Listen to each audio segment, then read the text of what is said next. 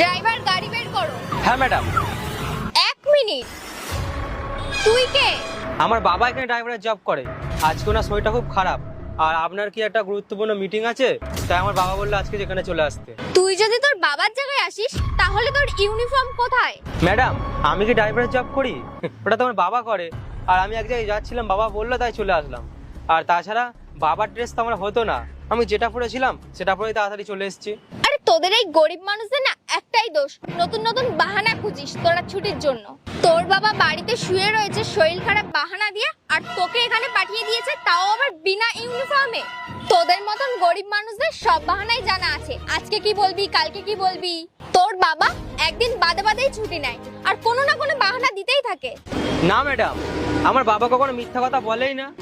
আমার বাবা সত্যি শরীরটা খারাপ, আর যদি ওনার শরীর ভালো থাকতো না আমাকে তো এখানে কখনোই পাঠাতো না। এই চুপ কর, এসছিস যখন তাহলে চল তাড়াতাড়ি, আর কোনো বাহানা টাহানা দিতে হবে না। হ্যাঁ ম্যাডাম, বসুন।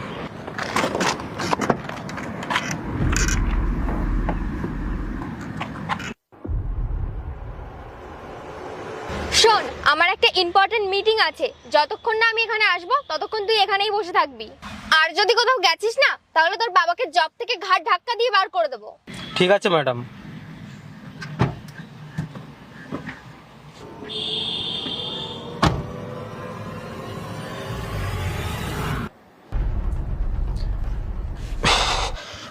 বেশি ওয়েট করলাম না তো আপনাকে। আবে ওই, তুই বসের চেয়ারে বসছিস কেন? তোর কি মাথা মাথা খারাপ হয়ে গেছে নাকি? আমি তোকে বলেছিলাম না গাড়িতে বসে থাকতে? তোর সাহস কি করে হলো এখানে আসার? আপনাকে একটা কথা বলে দিই, যে চেয়ারটা আমি বসে আছি না, এই চেয়ারটা আমারই। ভালোই তো মজা করছিস, ড্রাইভারের ছেলে এত বড় কোম্পানির মালিক। আমি আপনার সাথে কোনো মজা করেছি না, এই কোম্পানিটা আমারই। আর যার সাথে আপনার মিটিং ফিক্স হয়েছিল না, সে আমি, বুবাই রয়। স্যার, আপনি যদি এই কোম্পানির মালিক হন তাহলে আপনার বাবা ড্রাইভারি কাজ করেন কেন, আর আপনি আজকে ওনার জায়গায় ছিলেন কেন?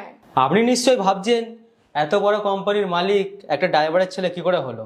10 বছর ধরে আমার বাবা আপনাদের কাছে ড্রাইভারি করছে, কষ্ট করে মেহনত করে আমাকে পড়িয়েছে, এত বড় করেছে, এত বড় কোম্পানির মালিক করিয়েছে আমার বাবা।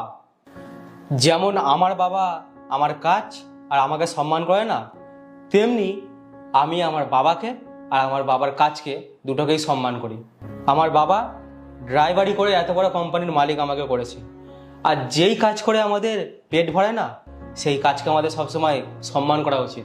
তাই এই জন্যই আমি আজকে গিয়েছিলাম, যাতে বাবার না মনে হয় বাবা এই বয়সে এসে আর কাজ করতে পারছে না। বাবা আমাকে বলেছিল আপনার নাকি ইম্পর্টেন্ট মিটিং আছে,